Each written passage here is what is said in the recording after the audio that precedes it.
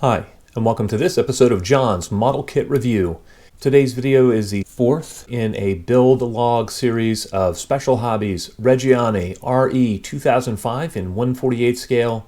This is Special Hobby Kit number SH48206. The first video in this series was a review of the Special Hobby Kit, and we were trying to answer the question, is this kit a short run kit or more of a weekend build? And in that review, we concluded this is definitely a short run kit.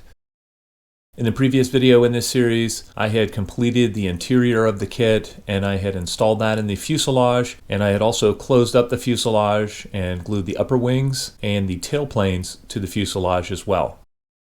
When we concluded the previous video, I only had one of the gear bays mostly assembled. Since filming that episode, I've been making a lot of progress here.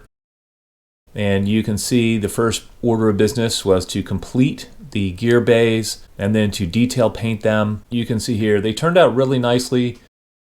Special Hobby has chosen to model these very similar to the way the actual landing gear functions and attaches. And it makes for a complicated build, but it should be fairly strong.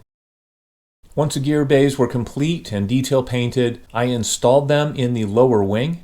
The installation was very clean, they fit very nicely, but once the lower wing assembly was dry and I dry fitted that to the fuselage and to the upper wings, I realized that I needed to trim a lot of material from the tops of the gear bays so that the upper and lower wings could join cleanly. I also removed material from the upper wings in order to get everything closed up properly.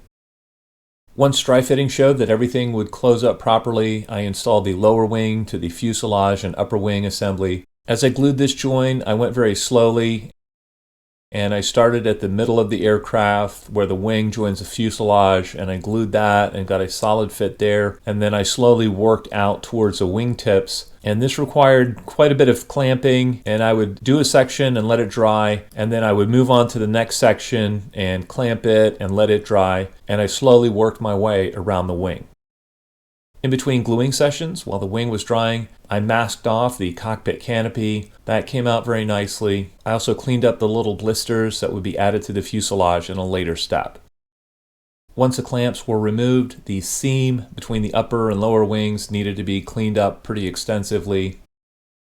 The backside of the port wing required quite a bit of cleanup as well. Once all my fuselage seams had been sanded smooth and polished out, I went ahead and added the blisters that go on the top of the engine cover. I also added the engine air intake. The final piece to be added to the interior was the gun sight. This part was poorly molded. I did cut off the gun sight itself and I replaced that with a piece of clear plastic sheet. After dry fitting the canopy and trimming everything such that it fit very nicely, I glued that to the fuselage assembly. And you can see in this picture here, it is starting to look like a real aircraft. I'm very happy with the way this kit is turning out. Because this is a short run kit, it did require quite a bit of extra cleanup and time in the construction steps and a little bit of engineering here and there to get everything to fit together properly and then to get everything cleaned up once it was together. But you can see it's really taking shape. You can see the beautiful lines of the Re.2005, and with just a little bit more polishing on the airframe, this thing will be ready for paint. So that's the next step in the process here. In these photos, you can see how the landing gear comes out of the lower wing and what the gear bays look like installed.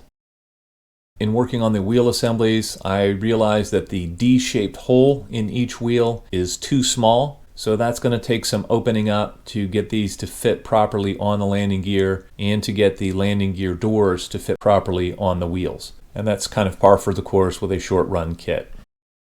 Alright, Special Hobby's Re.2005 is ready for the paint booth. I'll keep you guys informed on the progress that I'm making on this model kit. I'm happy with the progress so far, and I really think this kit is going to look nice on the shelf. Well, I'd love to know what you guys think. If any of you have built Special Hobby's Re.2005 previously, please feel free to comment in the comment section below. As always, I hope you found this video entertaining and informative, and until next time, model on.